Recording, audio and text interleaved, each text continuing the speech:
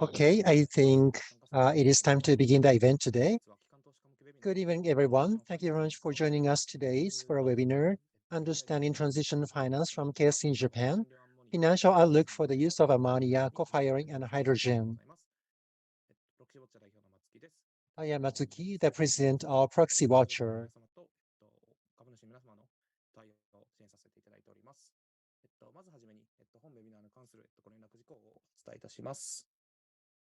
Before starting, I would like to give you some reminder. This webinar will be conducted in Japanese and English with simultaneous interpretation. So please select your language from the globe icon at the bottom of your screen. Also, if you have any problems during this webinar, please send a chat to me. A Q&A session will be scheduled for later in today's event.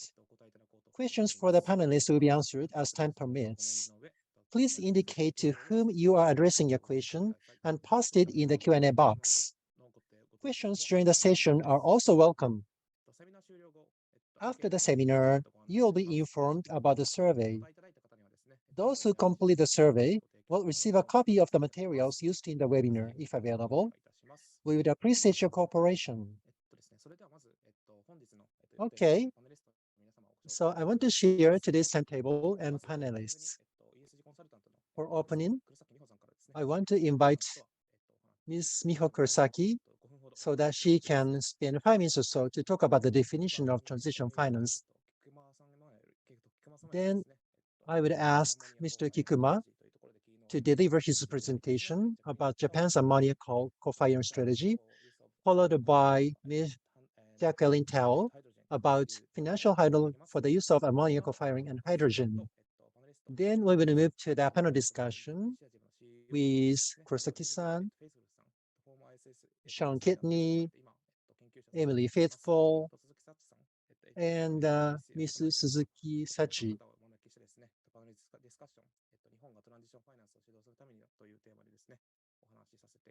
The theme is, what is Japan's role to lead transition finance? Okay, so I want to ask Kurosaki-san to share her definition of transition finance. Okay, Matsuki-san, thank you very much for introduction. I am Kurosaki. Thank you very much for joining this webinar. And I noticed that some people are joining from Europe. Thank you very much for your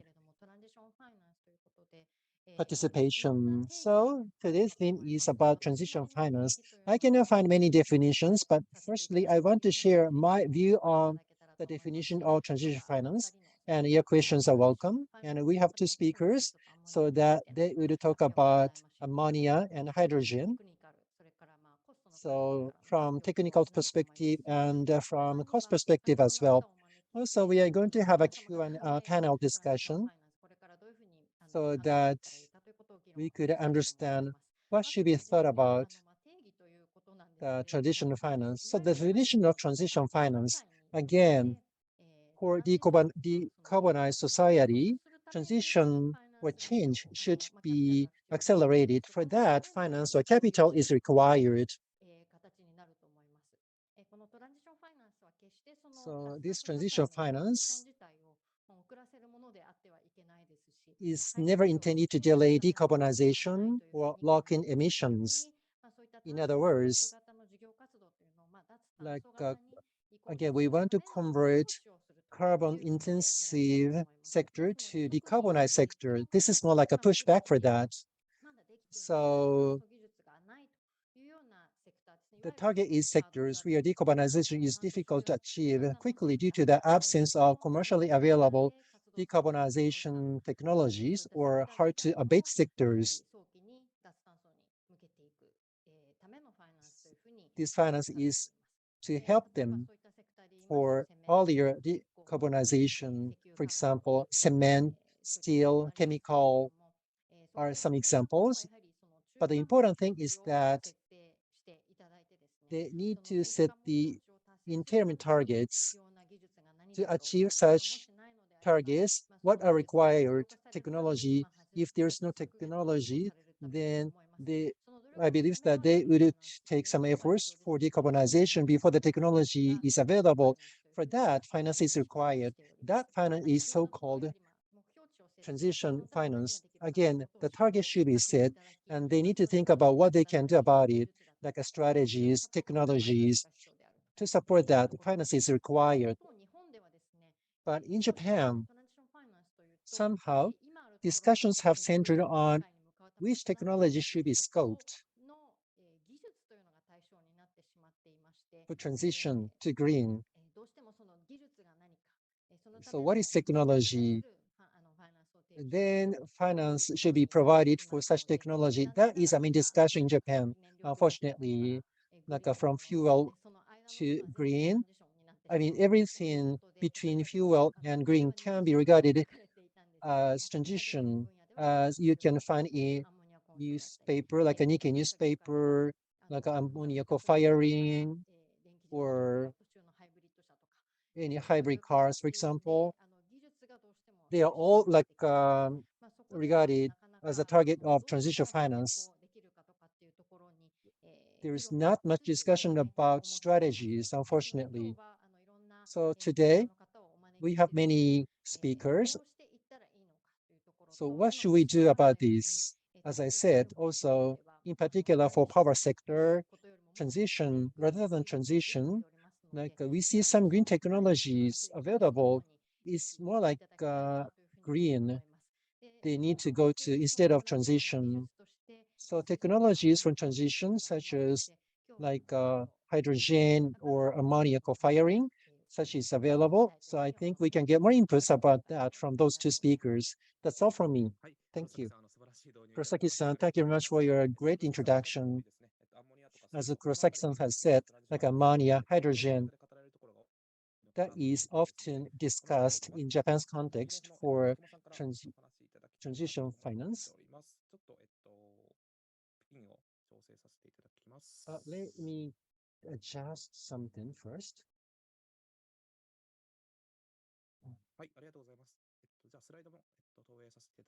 Okay, let me share my desktop. So Kikuma-san, can you deliver your speech?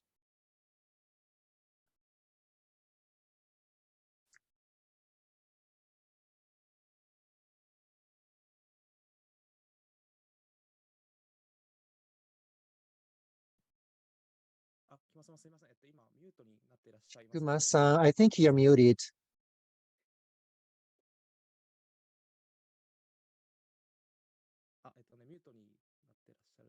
Yeah, you're muted. Okay, you're unmuted now. Okay. I am Kikuma from Bloomberg. Thank you very much for giving me this opportunity today. So I want to deliver my speech about Japan's ammonia coal co-firing strategy, which could have some linkage to the panel discussion later. So go to the next slide. So Bloomberg NEF, what is that? BNF is a research function in Bloomberg. The theme is like a energy transition. That is our theme, like a commodity, renewable energy, hydrogen, CCS, like we put focus on companies' activities for such elements. Can you go to the next slide? So in my presentation, I want to share some market overview on why ammonia firing is getting more attention, and also considering energy security, this co-firing technology could be concerned. So these are the points I want to deliver my message about. Can you go to the next slide? Thank you. So this is about ammonia co-firing initiatives in Japan. Japanese governments wants to put focus on this. This is pretty high-level information I want to share first. In 2021, and there's a target for 2030. Like this is an electricity mix between 21 and 30. Right now, overall, the 30% depends on coal firing. So this is a heavy dependency in the market. 50 gigawatt is the entire power available in Japan. So this is pretty huge. Last year, some coal-firing plants started its operation.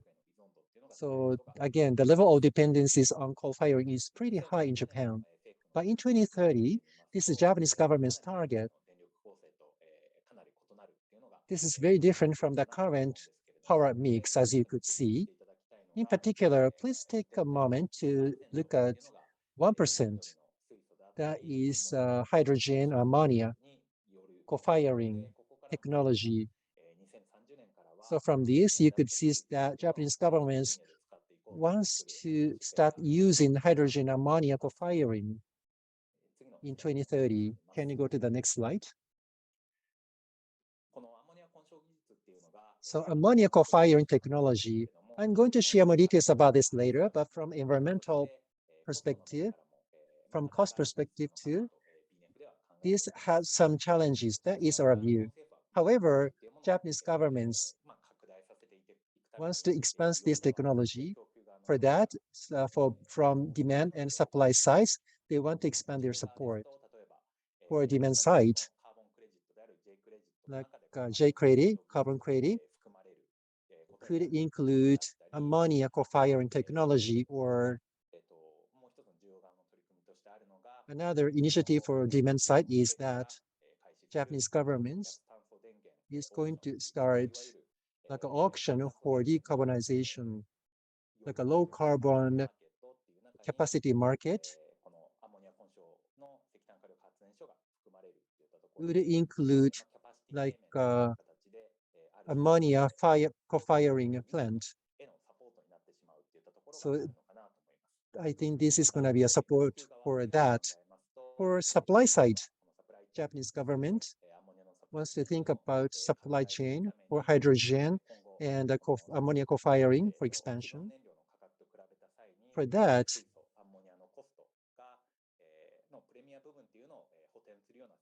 they are going to support like a contract for different schema.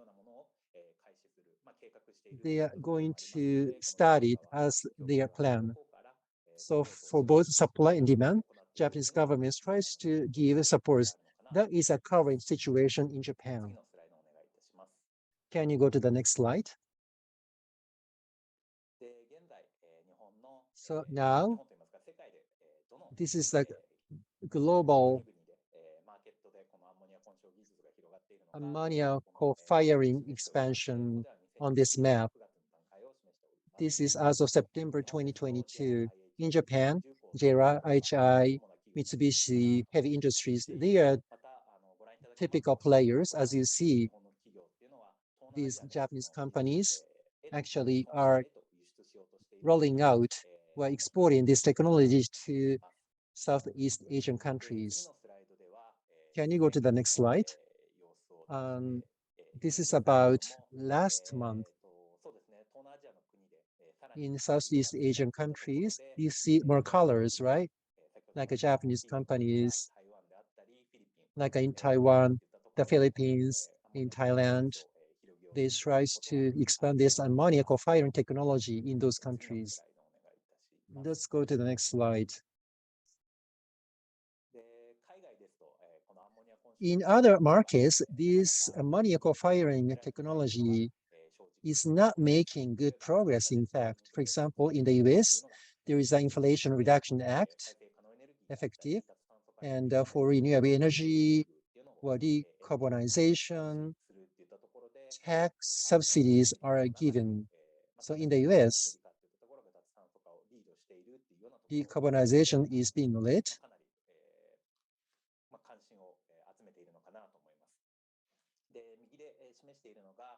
As you see on the right-hand side, for Europe, in Europe, again, they try to stay away from Russia. They used to depending on the supply of natural gas, but because of their invasion to Ukraine, they tries to stay away from Russia. One activity is Repower EU plan. This concept is that currently they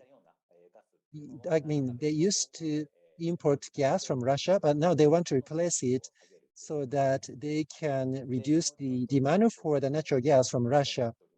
One solution is renewable energy promotion in some markets in Europe. They tries to simplify the approval processes so that they can expedite renewable energy promotion.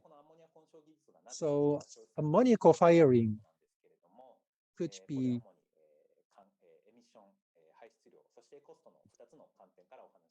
I want to share my view on ammonia co-firing from two aspects. Number one, emission. So when ammonia is produced and when ammonia is co-fired, emissions could be made. And this is a comparison from left. Renewable energy-based pre-ammonia. In the middle, you see ammonia produced by fuel energy and emission is captured. This is blue ammonia. On the right-hand side, there is no actions for emission. That is so-called gray ammonia.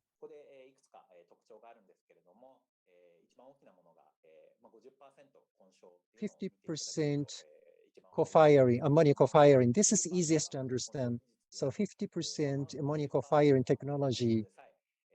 Even in case of 20%, there's no commercially available technology, but in terms of emissions, there's no big difference from CCGT. So the maturity level of technology and the volume of emission, if you consider M, actually, we don't see any immediate benefits out of using that. That is one specification, a uniqueness we can find. So for green and blue ammonia as well, emission, like a 20%, 50% co-firing, it's not mono-firing, it's still co-firing. Again, you see still some remaining emissions. Why is this a big point? Because in Japan, carbon pricing would be more activated. In 2028, GX surcharge is going to start. In 2030 or 2033, GX ETS, like an emission trading schema, is going to start in the power sector. So this co-firing technology could be the target for carbon pricing. So that could be an issue for decarbonization in Japan. Can you go to the next slide? One more point I want to address. When ammonia is burned, NOx would be emitted. So NOx actually could have bigger impact to global warming compared to carbon dioxide. It's like a 300 times bigger compared to CO2. So this could have big impact to global warming. Of course, there's technology to capture NOx, but if NOx is leaked out, we have to be very careful about this technology. Can you go to the next slide? Actually, the cost is also negative factor. According to this chart, this is about renewable energy ammonia co-firing technology leveled cost, like LCOE in 2030. As you see here, ammonia co-firing for 50% and ammonia monofiring for 100%. Again, as of 2030, compared to renewable energy, their cost is higher. I think you can tell that. And this trend is going to continue until 2050 too. 20% co-firing, in that case, the cost will be lower than the renewable energy. However, we need to be careful. Like a 20% ammonia co-firing, in that case, emission reduction rate will be only 20%. That means that is very, very far from net zero. That is an issue. So when you think about decarbonization,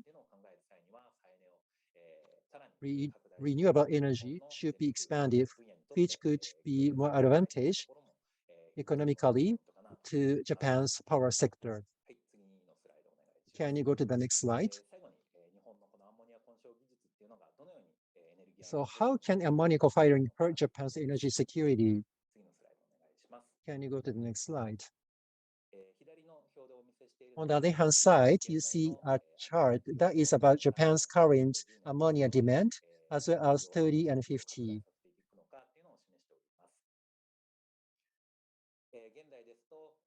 Right now, 1 million ton ammonia is used every year. That will be tripled in 2030, and that will be 30 times bigger in 2050. So Japan's government tries to expand the demand for ammonia, as you see here. At the same time, on the right-hand side, this is about ammonia production cost for Japan.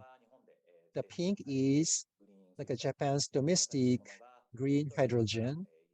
Purple, that is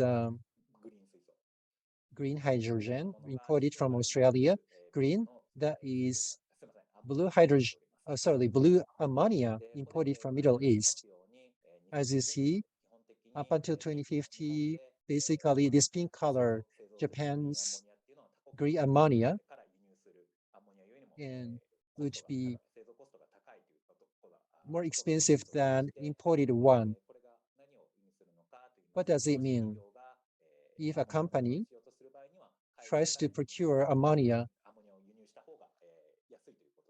importing ammonia from other countries would be less costly. So the other-hand side, this is a target for ammonia demand, right?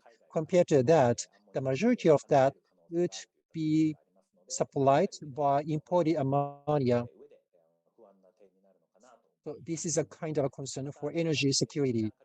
Right now, only coal-firing plant for that, only coal should be imported. But now if you think about ammonia co-firing, coal and ammonia, both commodities should be imported. That could be another concern or risk for energy security. Can you go to the next slide? That's all about my presentation. Thank you very much.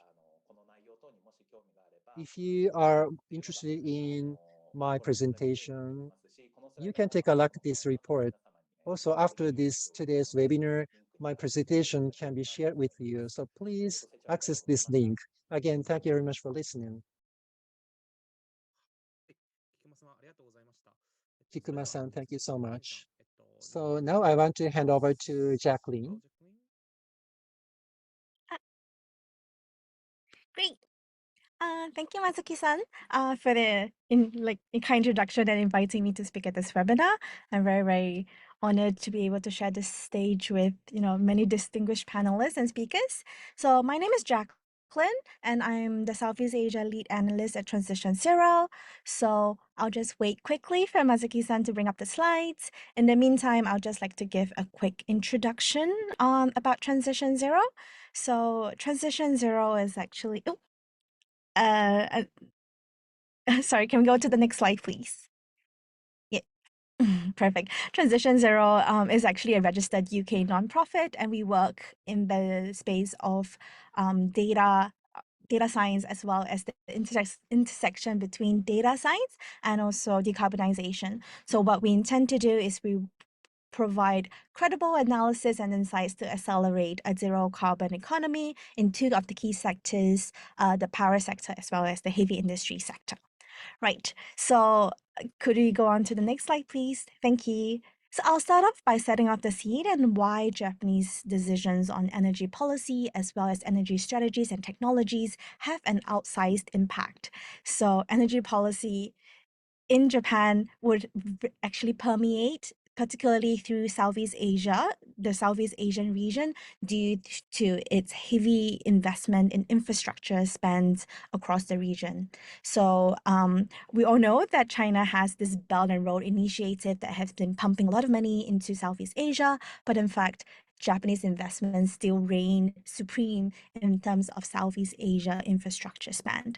So this data actually comes from Fitch Solutions and is being reported by The Economist. And it says that as of July 2021, Chinese investments in Southeast Asia in terms of infrastructure spending totals up to around $255 billion. In comparison, Japanese spending is up to $322 billion if you add those up together. And you can really see Japan's involvement in Southeast Asia. If you take that total infrastructure spend, you can see that around 20% of the total investments actually go into the energy and utilities basket. So you can see Japanese technology choices as well as Japanese energy policies would reflect directly into the decisions that Southeast Asia countries and markets would be looking at. And compared to China, which has only started investing in Southeast Asia in the past 5 to 6 years, Japan has a long-standing relationship with Southeast Asian countries, and there's a lot of goodwill, there's a lot of trust. So, there's a lot of flow through of policy decisions to these Southeast Asian markets, which makes it even more important to look at Japanese in terms of direction setting for energy policy and technology choices. Now, if you move to the next slide, please, I'll just like to showcase here on the use of hydrogen and ammonia in the power sector. What we have here is a collection of all the countries that has a national energy policy and how they see hydrogen being used in decarbonizing their economy in terms of end-use sectors. And what you can clearly observe from here is that with the exception of Japan and South Korea, who have explicitly stated that they consider ammonia co-firing as an end-use case, generally the use of hydrogen and its derivatives, such as ammonia, for use in the power sector in terms of direct combustion is very, very limited. There are some applications that's being talked about, particularly in terms of long-term energy storage or battery energy storage. But beyond that application, there's not too much talk about the use of ammonia as well as hydrogen for use in the power sector. So what this actually means is that it might be harder to bring down, costs because of because of rather flat learning curves. So this has an impact on cost as well. But what it actually really means is that there are potentially challenges with the use of these technologies in the power sector. And if you go to the next slide, you can clearly see why this is so. Now, what this actually means or why this is so is that ammonia or hydrogen sees a low end-to-end efficiency in the power sector. Now, what this translates into is that generally speaking, direct electrification is much more efficient than the use of hydrogen or ammonia. So what that means, if you allow me a little bit time to explain it into detail, if you look at the first part of the chart, you can see that suppose that you have 100 units of energy and we use around 20%, well, we'll see around 20% losses during the production of hydrogen, depending on, whichever way you want to produce hydrogen. So there are different ways. If you want to use gas, there's steam, methane, reforming. If you want to use coal, there's coal gasification. And for green hydrogen, you produce it using electrolysis. But during this process, there's going to be a lot of efficiency losses or energy losses due to the fact that, there is a conversion process being involved. You can't have, 100% conversion or efficiency. So 20% of will be lost in terms of energy input just through the production of hydrogen. And then you have the ammonia production process, which is the Haber-Bosch process, which again loses around 30% efficiency. And then you have to liquefy it, transport it, and that adds additional losses. And at the combustion stage, due to the efficiency of the power plant itself, you lose around 55% efficient energy, because a coal-fired power plant would have around 45% efficiency, thermal efficiency. So at the end of it all, you start off with 100 units and you end up with around 20 units of energy. So you lose around 80%. So, you can increase efficiency by, like being really, really efficient by using like this waste heat and in other adjacent processes. But at the end of it all, you can't escape the fact that due to the multiple conversion processes involved, you lose a lot of energy. So you use more energy than you actually, produce. And the thing is, it's a power to power efficiency. It's a direct application. So in this sense, the use of ammonia co-firing would see such steep efficiency penalties that it doesn't really sort of make sense except for specific applications. Now, if you consider hydrogen instead, you'll see better efficiency because you're able to skip the very energy intensive process of the Haber-Bosch process, which is being used to produce ammonia from hydrogen. And you'll see higher efficiency with a combined cycle gas turbine, which might see efficiencies of around 60%. But even then, you would actually see that there is still an efficiency downgrade due to the conversion processes involved. Now, the use of hydrogen directly also faces issues with transport.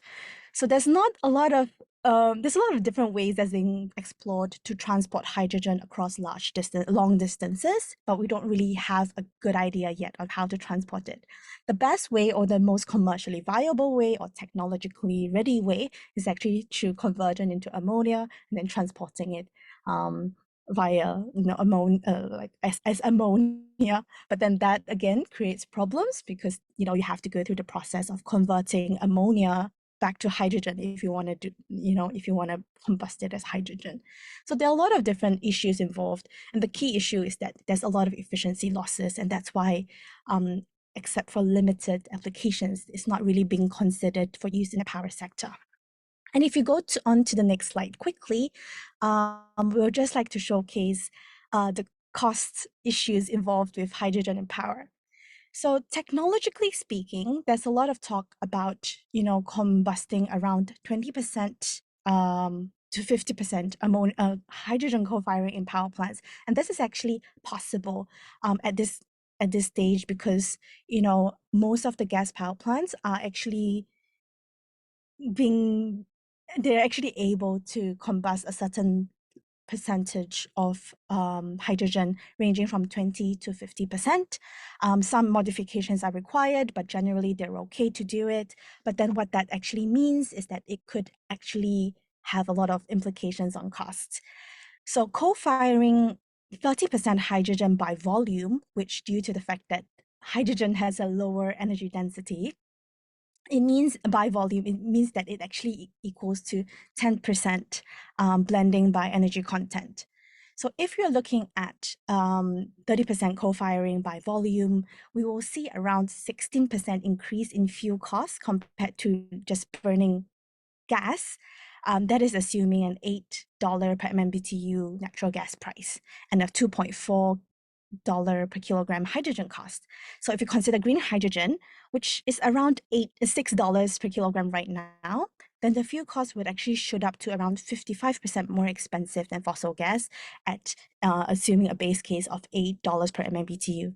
You can actually find this cost in our blog, so it will be linked on this deck as well, so you can explore the cost later. But essentially what we are seeing is that hydrogen blending in gas-fired power plants right now maybe makes sense at $30 per MMBTU gas price, but if you're looking at a long-term price of around $8 per MMBTU gas price, it doesn't make sense at this stage in time, even if it's technologically feasible to start combusting right now. Now, if you go on to the next slide, we have kind of set up the fact that, ammonia co-firing as well as hydrogen co-firing with gas does not really make a lot of sense right now. So what is it that can come in to fill this gap and help Japan and other countries decarbonize their power sector? For us, if you look at the Japanese power sector, we think that, renewables and specifically mature renewables such as solar as well as with onshore wind could definitely play a role. And if you look in the longer horizon, offshore wind, which is less developed in Japan right now, could have a role to play as well. Now, to start off, we would just like to highlight that, the revised renewable energy potential estimates in Japan that's released by the Ministry of Environment in 2020 actually showcases that, Japan has more than double the renewable energy potential it needs to power its economy. So the issue of resource constraint is not too much of an issue right now. And with the resource question being settled, the next hurdle is definitely to cross is on costs. So if you move on to the next slide, please. We actually, I think the previous speaker has really showcased how like it's actually affordable. It makes much more sense to consider renewable energy against ammonia co-firing. So what we want to do is actually look at the marginal abatement cost curve. I think the slide is not showing up exactly properly, this chart, unfortunately, but I think, yeah, maybe we'll look at the slides a bit later, but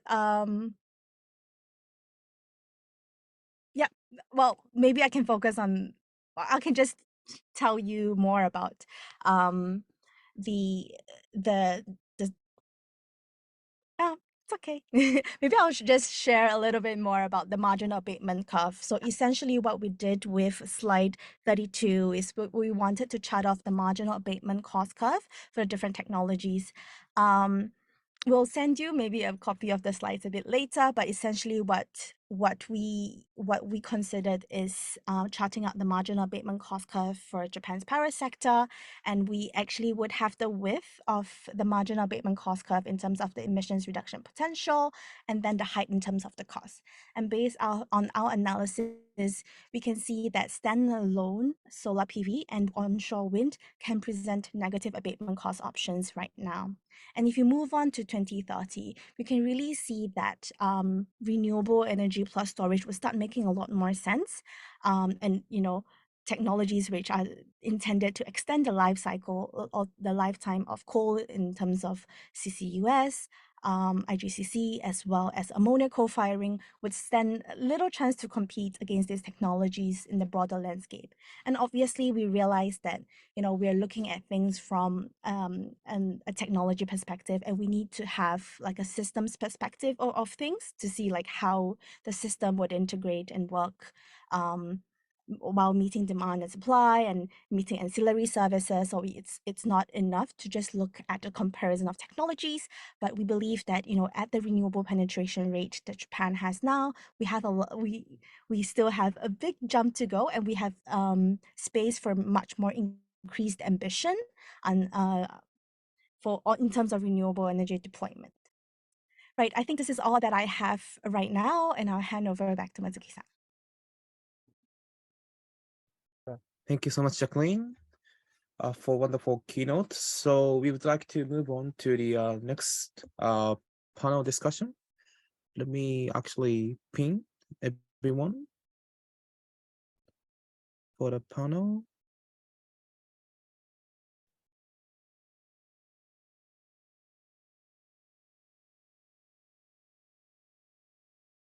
Sorry. Give me a moment. ここで、パネルの皆様の、簡単にご紹介させていただきます。これから、クライメート、ボンズイニシアチブの、ショーン・キドニーさん、そして、オーストラリア So Sean Kidney and Emily.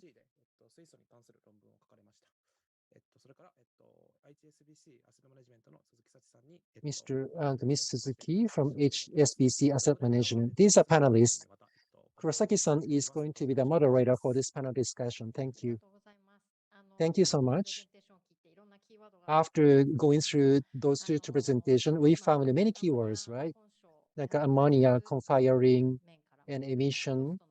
From emission and cost perspectives, like our energy security, or Jacqueline says that like energy efficiency is not so good at all for ammonia. I think the common conclusion is that renewable energy would make the best contribution to decarbonization in the power sector. So at this panel discussion, we want to focus on a financial like a transition finance. So Sachi-san, I want to speak Japanese with her, but for Sean and Emily, I want to ask my questions in English. Thank you for joining today. I would like to ask you a very big picture on transition finance. What's your view on the global market on transition finance? And if you can add, what are the sort of opportunities and risks related to transition finance?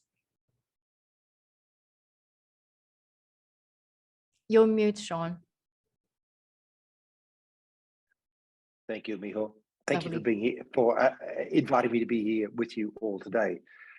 There is clearly a substantial, enormous appreciation of the need for transition on the part of international investors. We've had, thanks to announcements over the last 2 years, announcements by the European Commission, by the US, and by the Japanese government, that action will now be taken, that we have now got robust 2030 targets and 2050 targets. It's 2030 that counts. When it comes to what the IPCC tells us, the Intergovernmental Panel on Climate Change, we have to front load change, get change done in this decade before we move on to further changes later on. For investors, what that has meant is that they are now, in the words of a friend of mine, they've now decided that the future will be green.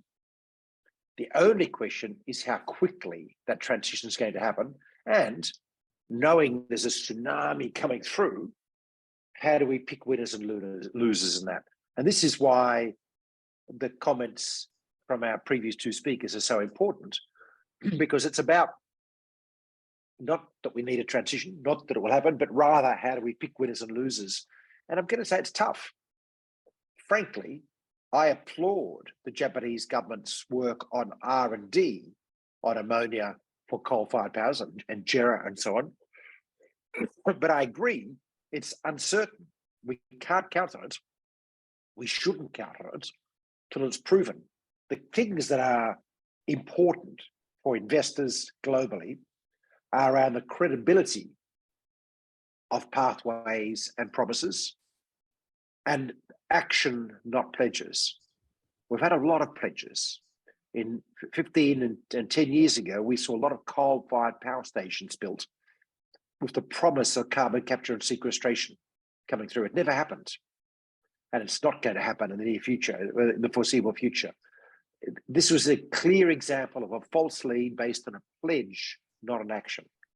So if we're going to trust a forward direction, and remember that the time frame for action is very short to achieve those 2030 targets, we need contracts being signed by the end of 2025 for action, then we've got to have real solutions. By all means, do a lot of research and development on everything. We don't have the luxury of ruling out anything at this stage. We need to explore. But when it comes down to practical transition plans to achieve those 2030 targets and investable opportunities, they need to be real, actual, contract-based and so on. And that's what investors are looking for. Let's just say credible pathways going forward. But on that basis, I think there is incredible appetite. There's a full understanding that some of those pathways will support high carbon companies that throw out all your modeling of reduced emissions for the short term that will lead to low carbon in a very quick period. That appreciation is very much there, which gives us lots of opportunities for transition investments. Do you think the transition finance itself, the market itself, is growing? Look, absolutely. And it's growing for a couple of reasons. One is governments have understood, particularly across Asia, that transition is a theme for governments around the world, needs to be a theme. And we can't just say, well, only support the green stuff.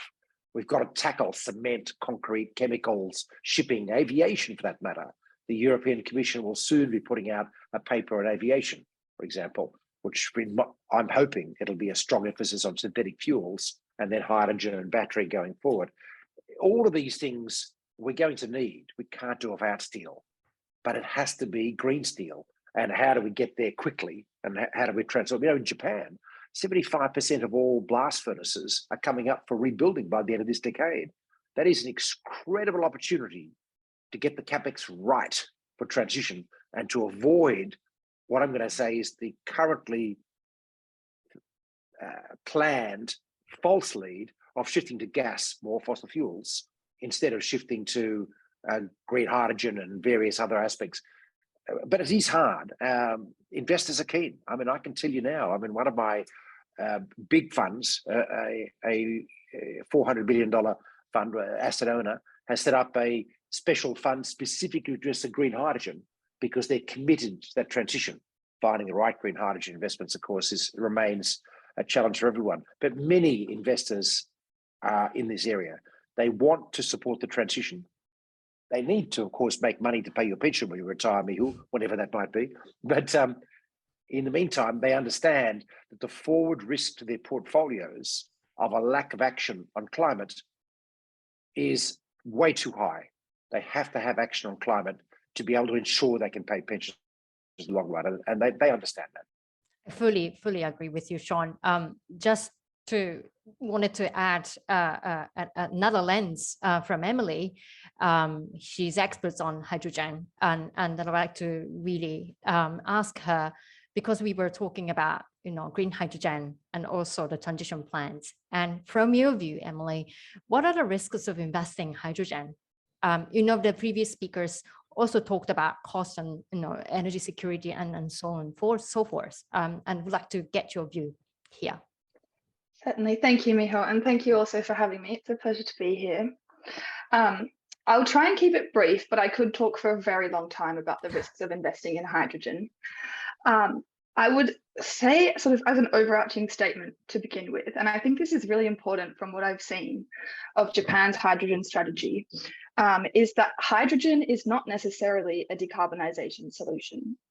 Unless it is produced via electrolysis that is powered by renewable energy, that's green hydrogen, and that is the only truly zero emissions hydrogen. There is a lot of talk of blue hydrogen, and it is the same with blue ammonia. But blue hydrogen, typically people are referring to a carbon capture and storage rate of about 90%. And in practice, this has never been achieved consistently at a commercial scale. So blue hydrogen, it doesn't really even exist yet as a solution. And so it is really ripe for greenwashing. And I think that's important to keep in mind. Now, technology risk is present across all forms of hydrogen. This is still very early stages. It's essentially still a pre-industry when we're talking about low carbon hydrogen. So a lot of the focus in academia and research has been looking at the methods of production, but also really, really important for research and development moving forward will be supply chain technologies for storage and transport. And this will be particularly important for Japan, naturally, as an energy importing country that's looking at importing from, for example, Australia. So last year we had the successful journey of a ship of liquefied hydrogen from Australia to Japan. I would point out that hydrogen was made from brown coal, which is as dirty really as hydrogen can be. And when we're setting up these supply chains, this is not technology that you can easily switch later, that you can say, I'll make it green now. They're completely different infrastructure that's required. If we're looking at or blue hydrogen, that's steam methane reforming, that's a whole different plant as opposed to running electrolyzers. You need different people with different skills in order to manage these technologies. So if you're looking at investing in hydrogen now, you need to be thinking about what you think the state of things might be in 20 years' time, because that's really the lifetime of a blue or a grey hydrogen plant and of an electrolyzer. So yeah, right now it is cheaper to make hydrogen from gas. By 2030, a lot of people expect that green hydrogen will be cost competitive. And, if you're starting an investment now, 2030 is a very pertinent timeframe for you to be considering. So, I mean, as Sean said, there is so much uncertainty, and with hydrogen, this really rings true as well. A lot is uncertain and nothing is inevitable about how the industry will develop. But thinking about, firstly, naturally, how the hydrogen is made, and also very importantly, what it is used for, because Japan's hydrogen strategy was a little strange in the way that it envisions, a whole hydrogen economy where hydrogen is used in every sector. And as I think both the speakers have pointed out, and as Jacqueline went into, if you can electrify, this is almost always the more efficient, more sensible option than using hydrogen. So we need to prioritize hard to abate sectors, such as aviation and heavy transport and industry. And for Japan, I think there is a lot of sense in focusing on domestic renewable production, because down the line, I understand the government is looking at domestic manufacturing of green hydrogen. So again, thinking about those long-term supply chain investments, if they're thinking about green hydrogen down the line, you need to start now. And investing in fossil fuels now is really not a sensible thing to do if we're envisioning domestic green hydrogen production in the future. So thank you, Emily. That's a very enlightening statement. We really need to look at totally different elements, right? Green hydrogen and blue hydrogen, not just elements, but the production itself is completely different. So when you're thinking of investing in hydrogen, you really need to think and look at the details of what you are investing in. And then I would like to bring Sachi-san, and we'll switch to Japanese. Sachi-san, 投資家として Sachi-san, as an investor, hydrogen, ammonia, or for the power sector or many sectors, I think you're covering them all, right? Last year, you got engagement with J-Power. So what kind of engagement processes have gone through for transition finance, for hydrogen topic, for ammonia co-firing topic? What kind of discussion did you have with J-Power? Can you tell me that? Also, last year, there was an announcement about coal policy. Can you share some information about it too? Thank you. Regarding J-Power, of course, as a proposal from stake, like shareholder, there is a big escalation. Also with other companies as well, we had this kind of dialogues for coal-firing plant companies in particular. For J-Power, as a proposal from shareholder, the proposal is aligned with the emission reduction target from Paris Agreement. That was a main request, a proposal. Also, board members compensation should be linked to that target. That is our requirement or request. But the background is that, again, as a group of investors for this company, their current transition plan is skeptical, doubtful. That is why we raised this request. As we saw the presentations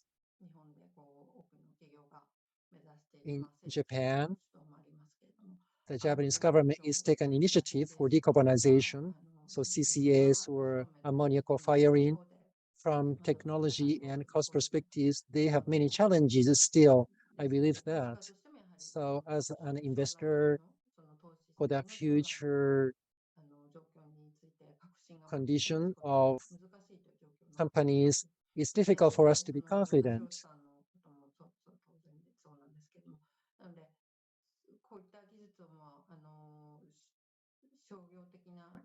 So like when this technology, this kind of technology would be commercially available in big volume, and when we can see more rationalized cost. So those detailed things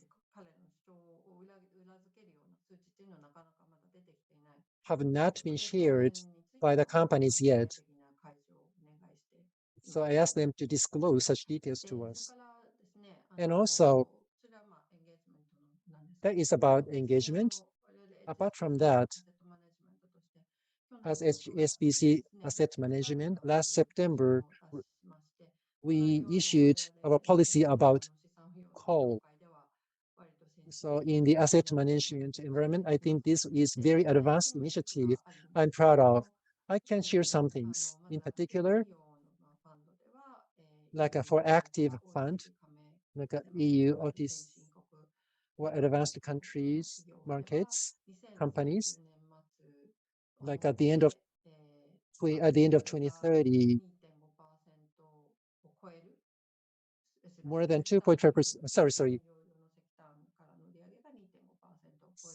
If the sales from coal firing reaches 2.5%, then we would stop investment. In other advanced countries, we want to put the deadline as 2040. for new initiatives, for new businesses. We would not make investment for excessive sales from coal-related businesses. Also, for the company whose sales, 10% of food sales is from coal, then we want to make sure that they have a transition strategy so that we can establish engagement. Again, if more than 10% of their sales is from coal fuel in companies, in particular, there's a framework of TCFD. Based on that, they have to do some disclosure with quality information. If they fail to do so, then we would vote against the chief of the board. As many parties says, like ammonia co-firing, even though it is technically available for the time being, like a 20% of ammonia co-firing would be the threshold for the time being. So as of now, I think some companies have dependencies on coal firing for their sales, and they will be checked according to our criteria. Again, this is our company's policy only, but our peers, I think, submitted the same type of policy in the industry, and I think this trend would be accelerated in the future. So companies should be more sensitive to this type of transition acceleration. Thank you so much. Yeah, that is very advanced initiative and engagement. Sean? Got what Sachi was speaking about their new coal policy. And she also mentioned that this sort of collision towards coal phase out is going to be growing. Do you agree with her? And what's your view towards Japan's transition finance? I've got to be a bit careful here, right? I want to stress that we remain, and I remain, an enormous cheerleader for the work of the Japanese government. Because hell, it's a big change in 3 years ago, right? We've got to be thrilled. We've got to be excited. We've got to support. Now, the edges, the boundaries, the specifics are tough. Of course, I would argue that there's more that we can do in different areas, and some, as I've indicated earlier, some pathways have the risk of being dead ends. You know, and listening to Jacqueline Tao and Kikuma-san talk about their particular areas, you got a sense of where the arguments are. I don't actually agree with Jacqueline about the pricing of H2. I think there is a very strong likelihood that price point will drop like a stone in the next 2 to 3 years. We expect to see green hydrogen available at source, putting aside transport, which is a whole other issue, at $1 to $1.50 a kilo in 2026 around the world. This is moonshot stuff of a couple of years ago, but that's where we're going now. I've had the CFO of a major Indian company talk about $1 a kilo being available in 2026 just from his company. So some things about the economics are changing. We need to explore all of these things. But in the Japanese transition, it does look like the broad technology roadmap and investments, great, do more of it.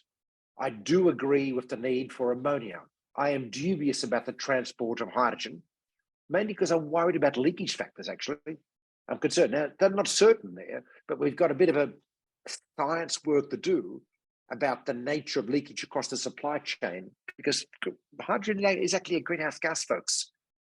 It's different to methane, but it's actually a greenhouse gas, and we've got to manage it accordingly. And I'm not seeing any of the parties looking at long distance shipping of hydrogen adequately addressing supply chain leakage, like across the whole supply chain, which is docking us in methane now and making our gas plants look as bad as coal plants in some countries because of the leakage we're getting from venting, from supply chain, etc. But these are things to be worked out. I mean, we need to applaud the sentiment and the energy of doing stuff now, but we've got to keep pushing on some of these things. In the ammonia side, like I said, R&D, please don't count on it, as we've heard from before from our earlier speakers. But in the steel sector, absolutely, we're going to need hydrogen DRI. I would argue that we should be shifting our primary iron ore production out of Japan to the sources of hydrogen, whether that be Saudi Arabia or UAE or Australia, and then shipping the pellets to Japan and having electric arc furnaces to do the value-added, that's where the money's made, the value-added steel production in Japan. That's a bit of a reconfiguration of the steel industry. That decision is up now, everyone. The next 18 months, so the critical period to make those calls on how to take this Japanese steel industry forward. We've already seen some indications. Nippon Steel has announced an investment in Gujarat with Adani of a green steel factory. Yes, more of that, please. In each sector, we have to have a tough and robust discussion. Our time frame to act is incredibly short. By the end of 2025, really everyone, from governments to corporations like Mitsubishi Heavy Industries, need to have transition plans that are adequate to the challenge of 2030 and that are credible, robust, and actionable, not theoretical. That's the key point out of it. But, you know, in the meantime, we have to applaud the changes underway. And, you know, I happen to know that METI's working on a version 2. I'm hanging out for it. I'm waiting to see what they come up with. It's a good sign that they're continuing to work on their plans. That's kind of what we need everyone to do. But Miho, you talk about renewable energy because you just been peer reviewing this paper and you excited me enormously, this paper, about the opportunity to do more on renewables in Japan, as an example. I really hope METI's next sort of revision will be a much brighter future, not enlightening, much brighter future. I would like to actually invite Sachi-san here. I would like to hear from her about, sorry, switching to Japanese, but from her, how she is going to sort of engage with these companies when they disclose transition plans and pathways. What are the sort of assessment process at HSBC? Sachi-san, では、どんな形でそのトランジションプランが So 出てくる in which format, when transition plan is available, how are you going to engage yourself with the companies? What is required in their disclosure? What do you want to take a look at most? Can you share that? Thank you. Right now, as far as I know, Japanese companies have not submitted any clear transition plan yet. So that's why we asked them to do more disclosure. As far as I know, through our engagement in Europe, some advanced companies are there. So their best practices can be shared with such local companies in Japan. For example, there is one power company which has in Italy. In particular, for the effectiveness of CCS, they showed their skepticism openly. They tried to facilitate decarbonization without relying on CCS, like a coal firing plant, gas firing plant. Timing to withdraw themselves from that has been already clearly indicated too. Also, renewable energy is well owed by them too. So how much is it going to be by 2030? They have very specific milestone. For that, they also specify capex amount. So like energy companies, traditionally depending on coal and oil, they are facing at the same type of crisis. Like they have a transition plan.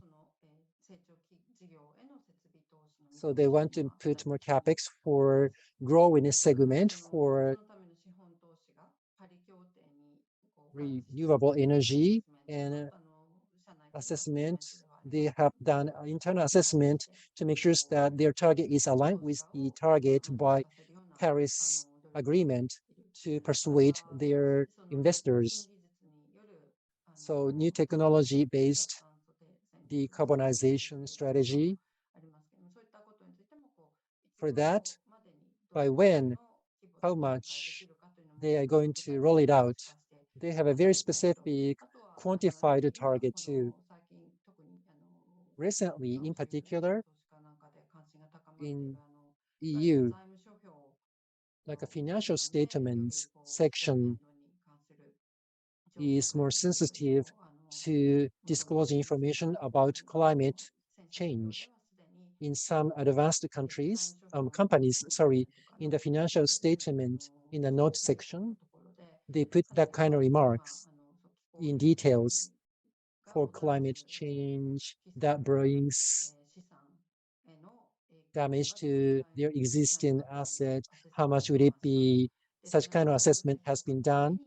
So for that, they used some information, and that is also available in the financial statement. But this kind of initiative has just started in Europe. Only certain companies have done this. And there's a higher potential of growth.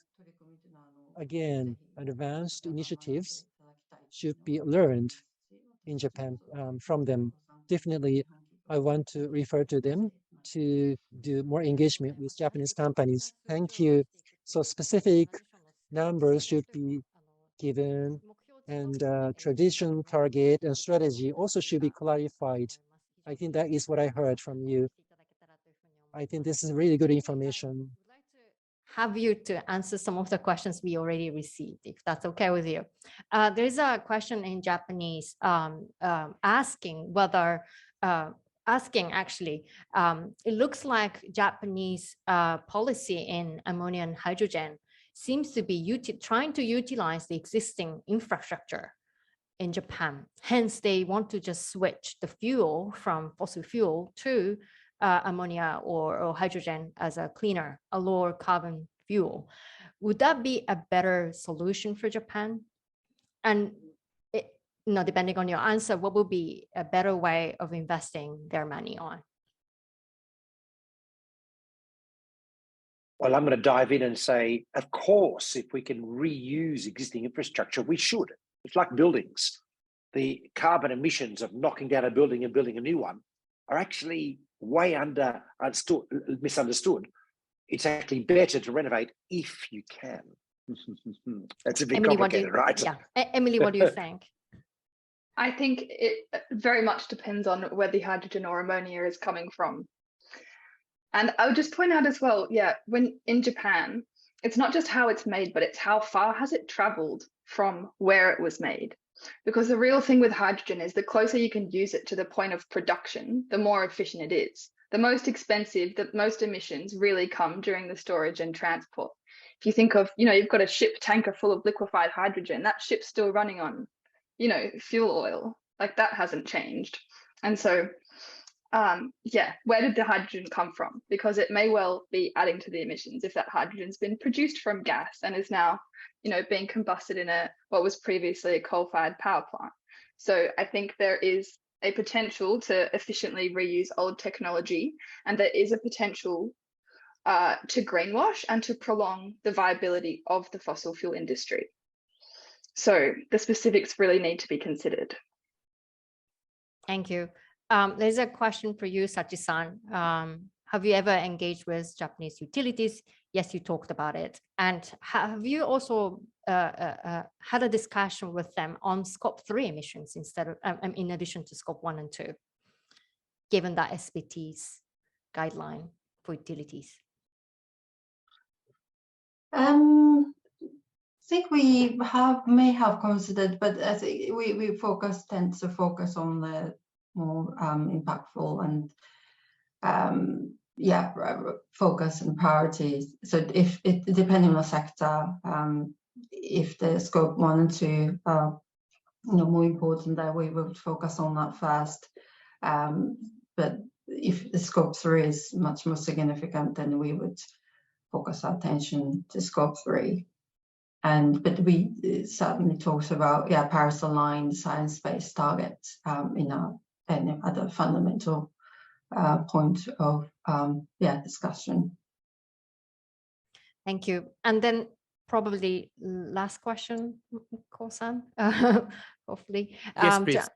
Yes. So there's a question on renewable energy capacity potential in Japan, and it really depends on that. will sort of decide the policy of Japan, whether it's ammonia co-firing or hydrogen or rather renewables, as per the previous, previous presentations. And my view, I would like to ask your view as well. My view is that Japan should utilize potential of offshore wind because we have island country, we have so many oceans outside of Japan. It's just the deep sea that, and we just have to have innovation in place. We don't need to, we don't have to be afraid of making mistakes and failures. We just have to be innovative on creating that technologies to be much suited for Japanese sea, and then therefore this technology could be suitable for other regions in Southeast Asia. We could have similarities in the region, and then I think that's a brighter future because Japan can export that technology to the region too. So we have a few of estimates and sort of analysis on the Japan's renewable potential published by Ministry of Environment and a few other research think tanks in Japan. But I would like to ask other speakers on their views on Japanese sort of renewable energy potential, if you have any. Listen, I'll kick off. We're clearly underestimated in the official trajectories what we can do here, and there are multiple reports beginning to appear to show this, the extent of possibility here. Part of the job, I think, from government is to now start grappling with what's got to be done. Yes, offshore wind, floating offshore wind, especially off Hokkaido and the like, is a huge opportunity. Of course, we've got to invest in the grids. METI is moving on the grid investments, but nevertheless, we've got to move that much more quickly. But there's other things as well. We need to try everything, right? I think we've underestimated the potential for geothermal in Japan, officially.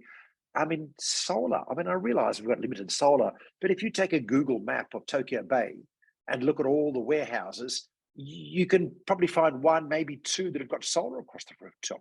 That's a vast canvas we could cover in solar. And you think about that in Osaka as well. We have a lot of industrial rooftop in Japan. Just everything has got to be sorted out. Now, there's some structural reasons why that doesn't happen, including dispatch rights into the grid and so on. Greater minds than mine can offer solutions there. The point is, every sector has opportunity that's bigger than currently being exploited. And if we add all of those sectors up, we could get to even, already the renewable energy ambitions of METI are pretty good for 2030, but actually we can go a lot further because we've got the industry, we've got the technology, we've got the people, it's not rocket science, and it will create jobs. The kind of jobs we're creating in offshore wind will dwarf jobs in existing energy generations, let alone solar. We've seen this already in Europe and in the US, tracking job creation in these industries. It works. So from an economic stimulus perspective, there's a lot of reasons to look at this as well. The opportunity is great. What do you think, Emily? I agree with Sean, and I think it seems like a very sensible first step before, spending any more money on R&D, looking at things like ammonia and hydrogen. Electrify first, electrify everything you can, and then you can start to think about the far more complicated, far more expensive world of hydrogen and ammonia. Right. サチさん、何か期待されていることとかありますか?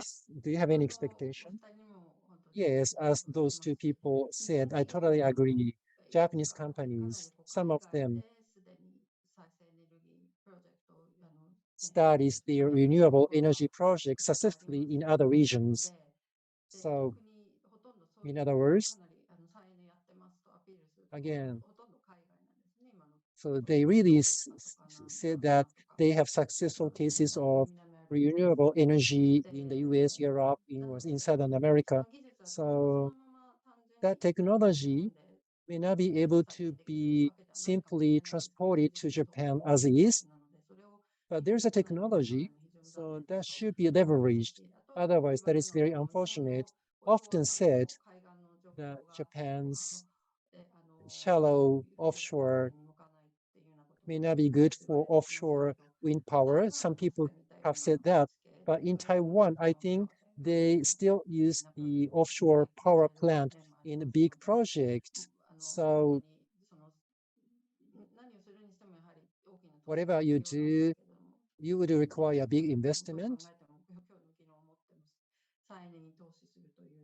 So definitely investment for renewable energy would be more beneficial for long term. So we want to see companies shifting to that. Thank you. Ran out of time, but I just wanted to say Happy International Women's Day, and then I'm so glad to have all the speakers here together. And luckily we have 3 women on the panel, and we also had Jacqueline on the speaker. So thank you for listening, and thank you very much for the distinguished speakers. I'd like to hand over back to Cole.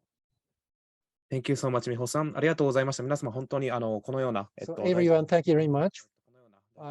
It's with such important themes. I'm very happy to have such hot debates. I want to do some housekeeping.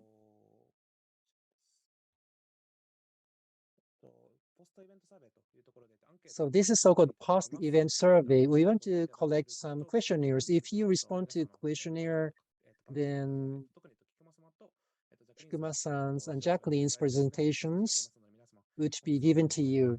So please encourage you to share your feedbacks about today's event. So you can scan these QR codes. It takes only 5 minutes. Please share your feedbacks about today's event.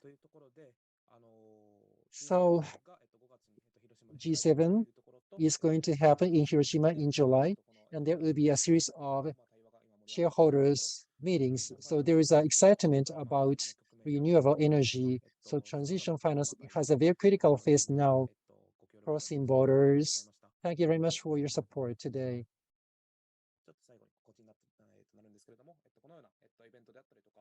So we can give you newsletters about events or shareholders meetings. We can give you this information. So please be registered yourself as a part of this distribution of newsletter. Again, thank you very much for joining this webinar for institutional investors. Kurosaki-san as a moderator, and Sean-san, Suzuki-san, Jacqueline-san, Emily-san.